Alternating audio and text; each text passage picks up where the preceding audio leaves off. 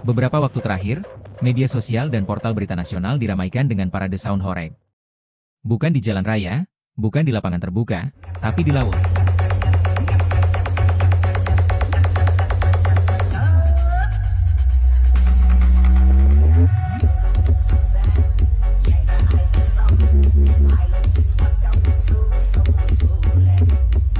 Speaker-speaker besar disusun di atas perahu, kemudian perahu berlayar membawa dentum keras sound horeg ke tengah samudra. Mungkin saja Nyi Roro Kidul di selatan, dan Nyi Blorong di utara sampai bisa merasakan guncangan super dari sound horeg yang diputar di laut teritori mereka. Sementara itu di darat, permasalahan yang dibawa sound horeg juga lebih parah. Warga yang tinggal tak jauh dari lokasi gelaran sound horeg banyak yang melaporkan bahwa kaca rumah mereka retak, bayi menangis ketakutan, bahkan pagar rumah ambruk karena rombongan truk lewat tanpa kompromi. Musik yang seharusnya hiburan, berubah jadi bencana yang membuat orang bertanya. What? Fenomena sound horeg tidak lahir dalam semalam. Sekitar tahun 2017 hingga 2018, di beberapa wilayah Jawa Timur seperti Jember, Lumajang, dan Probolinggo, muncul komunitas pemuda yang mulai merakit speaker rakitan. Awalnya, mereka hanya ingin memeriahkan acara sahur keliling, karnaval kemerdekaan, atau hajatan desa. Nama-nama populer seperti Brewok Audio, Mahardika Audio, dan Monster Audio mulai dikenal sebagai pelopor sistem audio ekstrim. Mereka menggunakan drum bekas, speaker rakitan otodidak, amplifier rakitan tangan sendiri, dan truk sebagai panggung berjalan. Musik yang diputar beragam, ada remix koplo, EDM lokal, hingga lagu daerah dengan versi hiperaktif. Semuanya diputar sekeras-kerasnya. Bukan untuk dinikmati, tapi untuk dirasakan getarannya di dada. Seiring waktu, komunitas ini berkembang dan menjadi gaya hidup.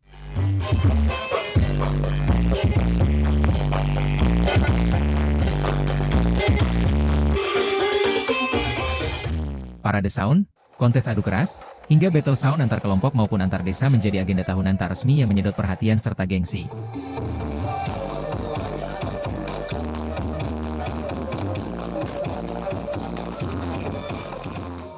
Dari satu kota ke kota lain, dari satu desa ke desa lain, tren ini menyebar cepat. Hingga kini, penyebaran paling masif tetap terjadi di wilayah Jawa Timur.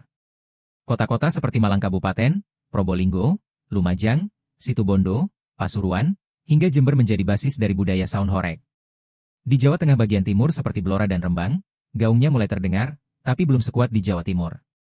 Banyak orang menduga, sound horeg terinspirasi dari fenomena serupa di India.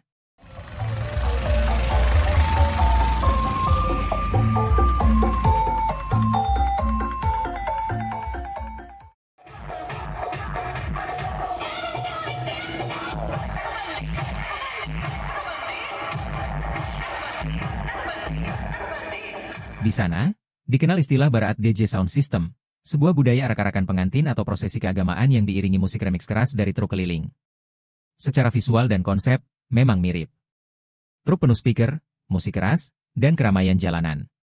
Tapi di India, praktik ini lebih terorganisir dan cenderung legal.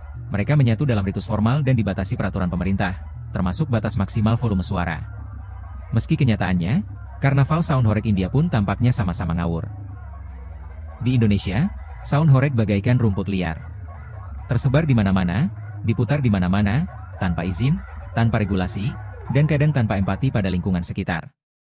Tapi mengapa sound horeg punya begitu banyak penggemar? Jawabannya tidak sederhana.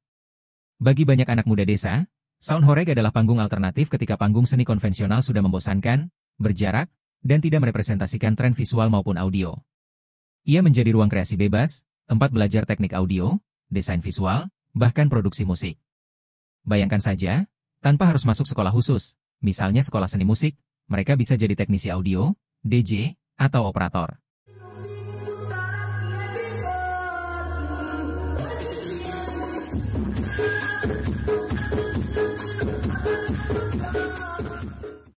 Di sisi lain, ada nilai ekonomi lokal yang berputar, jasa sewa sound, tenaga operator, penjual makanan, hingga bengkel speaker ikut terdongkrak. Karena dinilai orisinal dan lahir dari tangan-tangan kreatif rakyat, muncul wacana agar sound horeg diakui sebagai kekayaan intelektual. Pemerintah daerah mulai melirik potensi wisata dan ekonomi di balik parade ini. Beberapa komunitas bahkan mulai mendokumentasikan teknologi rakitan mereka, berharap ada paten atau bentuk penghargaan resmi dari lembaga tertentu, atau bahkan dari negara. Namun tidak semua pihak setuju. Pihak yang pro melihat sound horeg sebagai wadah ekspresi, medium kreasi, dan simbol solidaritas lokal. Tapi yang kontra melihatnya sebagai ancaman, terutama bagi kesehatan publik dan ketertiban lingkungan.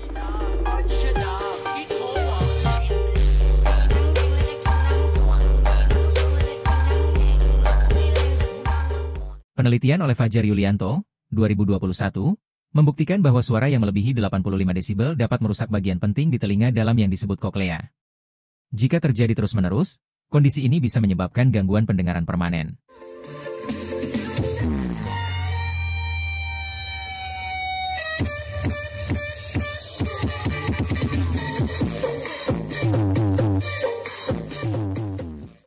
Ini sangat relevan dengan sound horeg, yang volumenya bisa mencapai 100 hingga 110 desibel, jauh melebihi batas aman yang disarankan oleh WHO.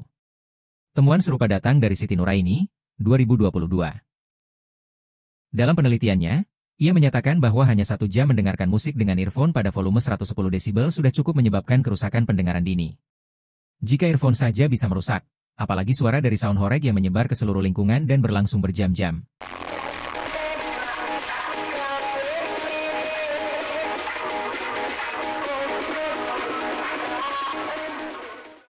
Organisasi Kesehatan Dunia, WHO, juga mencatat bahwa kebisingan ekstrim dapat merusak sel-sel halus di telinga bagian dalam. Sel-sel ini tidak bisa tumbuh kembali. Akibatnya bisa berupa tinnitus, gangguan tidur, hipertensi, stres kronis, bahkan peningkatan risiko penyakit jantung. Dampaknya tidak hanya pada manusia.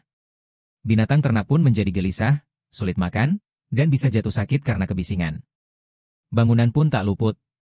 Banyak rumah retak karena getaran subwoofer yang digunakan dalam parade sound horeg. Tanpa regulasi yang jelas mengenai volume maksimal, lokasi pementasan, waktu pelaksanaan, dan persetujuan warga sekitar, sound horeg hanya akan menjadi sumber konflik. Ia bukan lagi budaya, tapi gangguan. Tidak ada urgensi melestarikannya jika ia terus tumbuh tanpa batas dan mengorbankan hak dasar masyarakat untuk hidup tenang. Meski begitu, bukan berarti sound horeg harus dibasmi. Ada jalan tengah yang bisa ditempuh. Parade sound bisa dikemas dalam bentuk festival resmi dengan izin yang sah. Kontes audio bisa dipindahkan ke arena terbuka yang jauh dari pemukiman. Desain sistem bisa diarahkan menjadi alat edukasi teknik suara di sekolah atau balai desa. Kreativitas tetap tumbuh, tapi terarah. Tidak merusak. Tidak semua orang menggemari kebisingan atau keramaikan. Ada banyak dari kita yang lebih suka ngopi, udut, dan menikmati keheningan. Enak banget anjing! Bayangkan ketika kita sedang sakit gigi. Sekecil apapun suara, bisa membuat kita marah, nyeri, dan tidak bisa berpikir. Begitu juga masyarakat. Kita tidak minta banyak. Hanya sedikit tenang. Sedikit ruang untuk diam. Maka kalau kita ingin sound horeg tetap hidup, biarkan ia tumbuh dengan kearifan. Jangan jadi pemaksa.